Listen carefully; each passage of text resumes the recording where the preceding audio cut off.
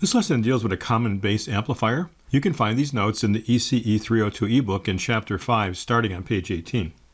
What's shown here is a schematic, what's called a common base amplifier.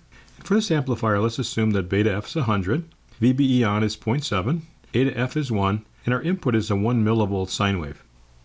We use our four-step algorithm, first one being finding the DC operating point. We're going to replace every element with its DC model. Because the capacitor is an open circuit, we're kind of disconnecting this part of the circuit, and likewise this one, and actually this little piece over here. What we're left with is just this part in the middle. Let's just redraw that. Here's my 5K resistor. Here's another 5K resistor and a battery of 15 volts. I'm going to draw the battery twice to break the loop apart. Another 15 volts, 100K and 50K. And then my model between the base and the emitter. There's a VBE on of 0.7, and my base current is entering the base. And between the collector and the emitter is a current source of beta FIB, in this case 100 I sub B. Let's take this circuit right over here and let's Thevenize it. Hold it over to the side. 15 volts, 100K and 50K. The voltage across these terminals, again removing this part of the circuit, is going to be 50K over 50K plus 100K times 15 or 5 volts. If we set this source equal to 0 and look back, we see 50K in parallel with 100K, and that's 33.3K. So I'm going to take this part of the circuit out and put in the Thevenin equivalent. By doing this, we have a one-loop circuit where I can solve for I sub B. I go around this loop. I just have things that have I sub B in it, because I have 100 I sub B here, I sub B, and so I have 101 I sub B. Let's go around this loop. The rise in voltage is 5. The drop across here is I sub B times 33.3K, 0.7, and the drop across here is 5K times 101 I sub B, and that's this equation right here. The rise in voltage equals the drops around the loop. And I can solve for I sub B. It's going to be equal to 5 minus 0.7 divided by 33.3K, and then divided by 101 times 5K. That's 8 microamps. The collector current is beta FIB. That would be 100 times bigger, 800 microamps. This checks. This is greater than or equal to 0. The last thing to check is that the collector emitter voltage is greater than or equal to VCE set. Even though we didn't specify it, it's something on the order of 200 millivolts.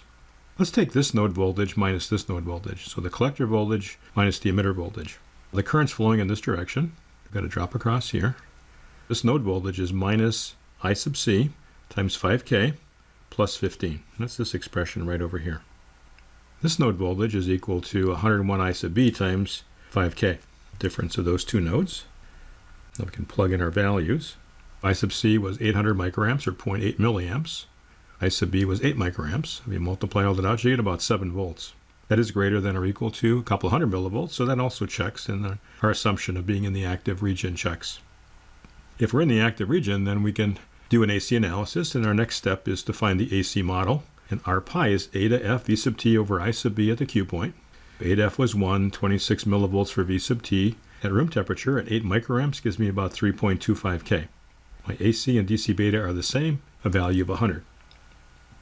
The third step in our algorithm is to find the AC results, but in the mid-band frequencies. And that means that the frequency is high enough that these capacitors look like short circuits. In this particular problem, I did not give any values for these three capacitors, and we'll actually solve for them in Chapter 10. Take the original schematic, draw it exactly the same way, just simply replace the capacitors by short circuits, and likewise the battery by a short circuit. Our AC source is modeled as an AC source. And then our model for a BJT for AC is between the base and the emitter. We have R pi with I sub B in this direction, little I sub little b, a phasor representation. And then between the collector and the emitter, I have beta AC times I sub B, which is beta FIB, which is 100 I sub B. Again, I have a lot of grounds and short circuits here, so you can clean this up a little bit. Just draw one ground. It's actually going to be the base right over here. And then between the ground and this point, I've got V sub S, and I've got 100 ohms. I've got a short circuit. I've got 5K back to ground. This is shorted.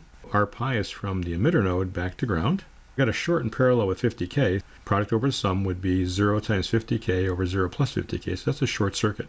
This side too is also short circuited. So all of this really is just grounded.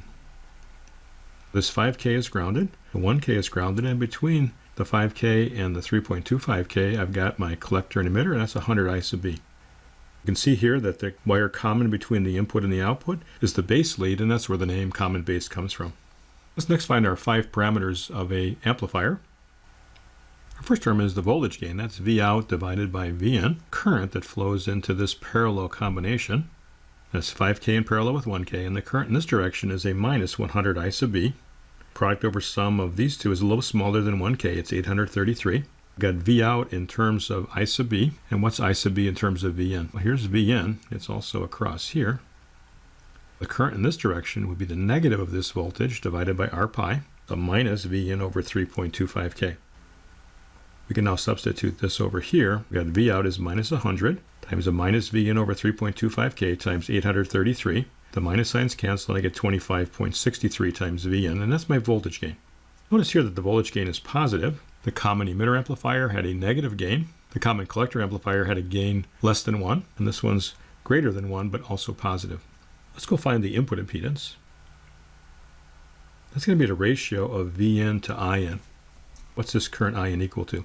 Well, it's the current in here, which is V in divided by 5K, and then this current and this current. In other words, I in is equal to this current plus this one plus this one. V in over 5K minus I sub B and minus 100 I sub B. Let's go to the next page and put that together. I in is equal to V in over 5K minus I sub B minus 100 I sub B.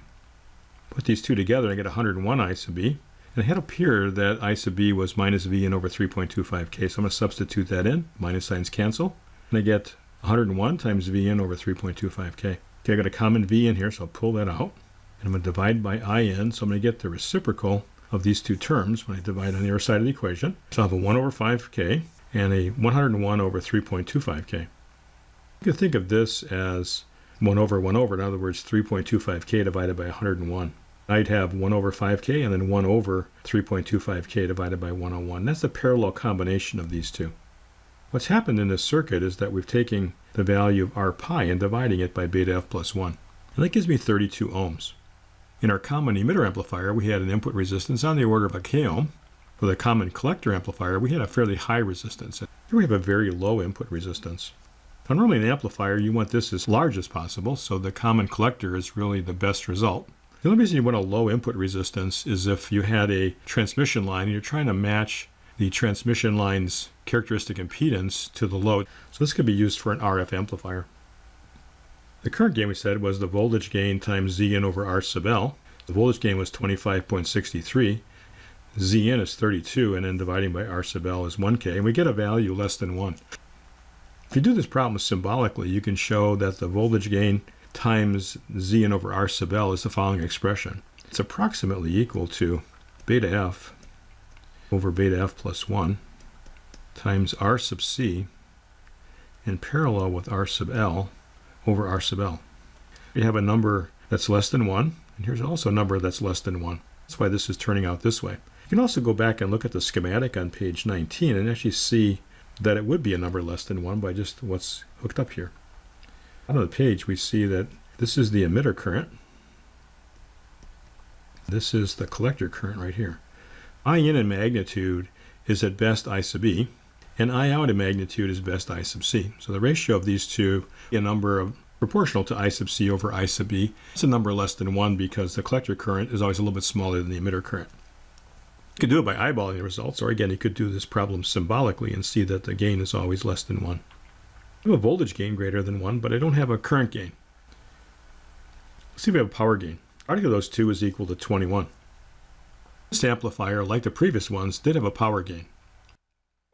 Lastly, to find the output impedance is the same as finding the Thevenin impedance. Take the load off, start all the independent sources equal to 0, and then look back in these terminals and find the equivalent resistance. Because I have a controlled source, I'll need to apply a voltage, measure a current, or vice versa. The current coming in here is going to be equal to this current plus this current. What is the base current? Let me call the voltage here V sub X. Here's I sub B, here's 100 I sub B, so here's 101 I sub B. And here's a voltage V sub X, and I've got two resistors in parallel, 100 and 5K, and that resistance has 101 I sub B. This is also V sub X, and that's equal to minus R pi times I sub B. If I go back and substitute in this into this equation, I get that V sub X is 100 in parallel with 5K times 101, and then I sub B is equal to a minus V sub X over 3.25K. So here I've got that V sub X equals minus V sub X with a scalar. The only number that works is 0. That implies that I sub B is 0. Current coming in here is equal to this current, which is V test over 5K, plus 100 I sub B, which is 0. Turn out again, this controlled source didn't have any effect. and that the ratio of V-test to I-test is just 5K. Now, is our assumption of small signal valid? We have to go back and find the base emitter voltage and see whether it's small enough. Let's go back to our equivalent circuit on page 19. Let me erase some of this, it's getting kind of messy. Base emitter voltage is right here, and that's going to be the negative of Vn. So what's Vn equal to? Well, Vn is the voltage divider with the impedance Zn and 100 ohms. It's going to be a minus V sub S times Zn over 100 plus Zn. We found that Zn was 32 ohms. Let's go back to page 21 and finish up the algebra on that. Here's my base emitter, which again is the negative of my input voltage, and V sub S was a 1 millivolt sine wave. And so multiplying all this out, I get minus 242 micro times the sine of omega t.